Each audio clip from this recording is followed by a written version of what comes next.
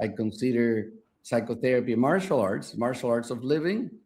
Big topic. I mean, when I coach fighters, that's the first thing that you gotta know. Fear is one of those things that you gotta fight. You gotta fight fear. And you know, I think how people think about it, especially with fighters, it's like, oh, overcome your fear, get rid of fear. No, that's not what it is, man. I'm gonna tell you right now, and I'm curious what you think about this. But fear is something you gotta harness. It's an energy. It makes you wise. I think that fear is your best friend in life, in fighting life. And your job is to make sure it doesn't become your enemy. It's a shame to have somebody lose to themselves rather than a better opponent.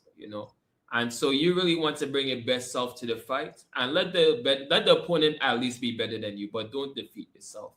You cannot deal with your life unless you expose yourself to it. You're going to trust me. You're going to trust the relationship. You're going to trust yourself. You're going to give yourself a chance. And you're going to trust the machine because this machine is autopoietic, we say. It works by itself. I mean, I've done it. I've masked my fear with bravado. Give me the exam. Give me the exam. I'll kill it. And I'm like, I didn't study. I'm scared. I don't want to fail this class. So cannot do that. So it completely, there's this term, but it's used even in social media. It hijacks your amygdalas. What? Yeah, man. An I don't know amygdala this. hijack.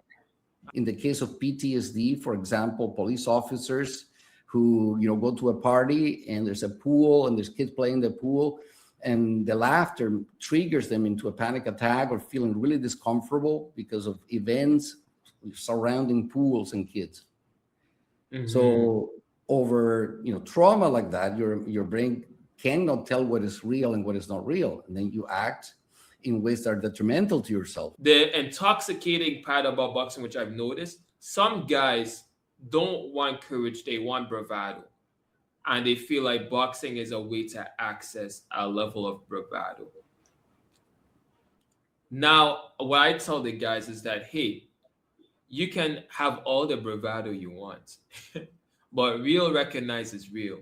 And when we go and lock eyes and stare down, if you look away, if you give a hint of, I'm not sure if I can beat this guy, right? It will show in the body language, it could show in the eyes, it will show in the chin. Think about this. He's going to be fighting, and this happens in life as well. You're going to be fighting two opponents, the guy coming at you and yourself. Because when that closet opens up, when the boogeyman comes out, you have to stare down the barrel of that, man. You gotta stare the boogeyman in the eye.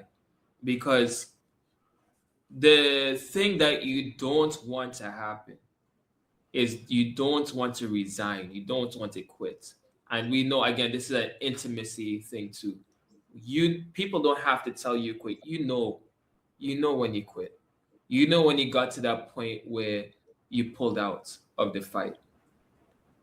You cannot deal with fear by avoiding and running away. That's going to make it really terrible. And also, but you cannot deal with it by bravado your way through it. You're doing counterphobic measures. Imagine that. Counterphobic measures. Yes, you're being counterphobic. It means you're terrified of something and you expose yourself to it because that's your way of conquering it. You can put yourself in a lot of danger by doing that. People die in accidents and make terrible mistakes by trying to bravado your way through things, or symptoms appear somewhere else. You go to therapy to expose yourself to the things that you're avoiding. Well, I think I have to nail this down. Is that you need a coach. I'm not going. There's no other ways around it. This boogeyman. Think about it. When you're in the room, right? You're a little kid in the room and you're afraid of the dark. Who's going to? Can you do it on your own? I'm going to get over my fear of being afraid of the dark on my own. Or do you need a big brother? Do you need a parent to come and say, hey, there's nothing to be afraid of here? You need the coach. And that's why a lot of people are stuck, because they're trying to get through fear on their own. And the only way you can do that is faking it, bravado.